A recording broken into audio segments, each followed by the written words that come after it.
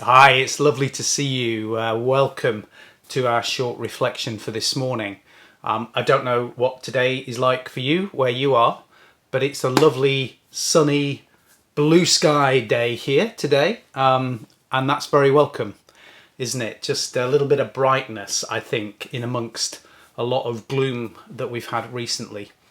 So I hope that lockdown is treating you well. I hope that you're getting through whatever it looks like for you at the moment. Now, let me sort of start this reflection by just asking a very simple question, really. And that's, what are you looking for? What are you looking for in life?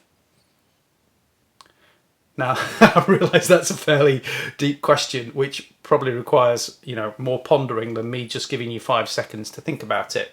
But I wonder, what are you looking for in life? Is it happiness, success, wealth, meaning, maybe, health, maybe, love, maybe? I don't know.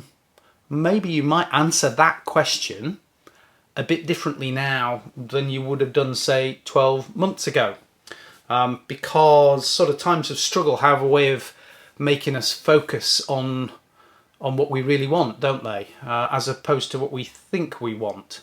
Now, it's a question actually that Jesus asked some of his disciples when they first approached him and they were first interested in following him. And he said to them, what are you looking for? The disciples responded to him. I won't go into the details because it's not really important for this. But they gave him an answer. And Jesus' response to the answer that they gave him at that time was very simple. It was just, well, come and see. Come and see. Come and be with me, if you like. Come and follow me and see for yourselves. And I just think that's fascinating, actually. Because what Jesus is saying to us, he says that what we're looking for, what we're searching and yearning for, what we're made for, is not actually the stuff that we normally associate with religion at all. He doesn't point them at a bunch of scriptures or a complex web of beliefs and doctrines. He doesn't point them at a sort of a bunch of rules for the way to live, although all of these things become part of the picture. Where he starts is by suggesting that what we are looking for at our deepest and most fundamental level is simply life walked with him. That's strange, isn't it? Strange really in the first case that we might suggest that we find ourselves in someone else. And sadly, actually, I think in many cases our experience is that we actually do try to do that, but we fail to realise that we try to find ourselves in the wrong person. But actually, this is really what Jesus says. He says, come and find out, come and find yourself in the one who spun the stars into space. Come and find yourself in the one who knew you before the beginning of time. Let that one settle in a bit. Come and find yourself in the one who handcrafted you with great delight and love. Come and find yourself in me, is what Jesus says. And it's mind-blowing, isn't it, really, in many ways? And it might seem ridiculous, actually, to many ears. I know that. Trust me, I know, because I thought it was ridiculous for many decades. And yet it's true. The creator of the universe says to us, come and find yourself. Come and find out what you're looking for in me. Now, there's a song by probably my favourite band, U2, called I Still Haven't Found What I'm Looking For. Back in 1987, 33 years ago now, that's a frightening thought, so I'll skip very quickly past that. Back in 1987, it was released on what I still think is one of the best albums of all time, The Joshua Tree. And it's funny, really, because as a 20-year-old, not really knowing what on earth I was looking for, or even frankly that I was looking for or searching for anything. I love this song. And yet the funny thing is that if I look at the lyrics now, it's basically as much of a Christian song as you will ever find. It's a gospel song. It speaks of God's kingdom. It speaks of angels and devils. It speaks of the cross. It speaks of all things around the Christian faith. And yet all of that went straight over my young atheist head.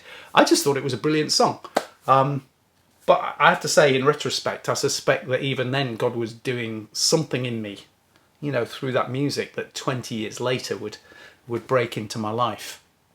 But what this song does, I think, is speak of our constant search, our desire, our restlessness, our need to find that something that just feels constantly a little bit out of reach. And I don't know if you ever feel like that. That sort of, there must be something more. There's something I'm missing. There's something that I'm actually yearning for that I'm not at. So if I look back, 33 years to my young self, and I see somebody actually floundering around in the dark, not having a clue what I was looking for, not that I would have said there was anything at all wrong with my life, it was good. I was young. I was in love. I was having fun at university. I had dreams for the future. I was happy. And yet the song spoke to me. And it would only be after God had finally hunted me down all those years later that I would really understand the song. That I would really understand what it was that I was looking for all those years earlier. St. Augustine, one of Christianity's greatest thinkers, very famously said of God, he said, "We are made for you, and our heart is restless until it finds its rest in you." And I guess that's what I've come to see, really. Not that I found what I was looking for, because I don't think I'd have ever known what I was looking for. But that I've been found. I've been found by the one who made us for himself. The one who made us to live life resting in him. So I don't know if you're restless. I don't know if you've got that sense, a sense that you haven't found what you're looking for. So today, can I just encourage you, maybe for the first time, maybe for the 100th, to come and see. Come and see what you're really made for. Simply a life lived with Jesus Christ at its heart.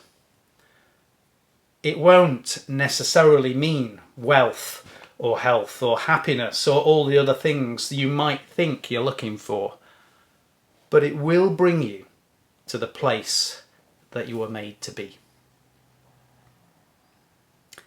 So thank you for joining me for this reflection today. I urge you, if you've not heard the track, still haven't found what I'm looking for, do seek it out. It's a wonderful piece of music of its time. I hope you have a blessed day. Please go well, and I look forward to seeing you soon. Bye-bye.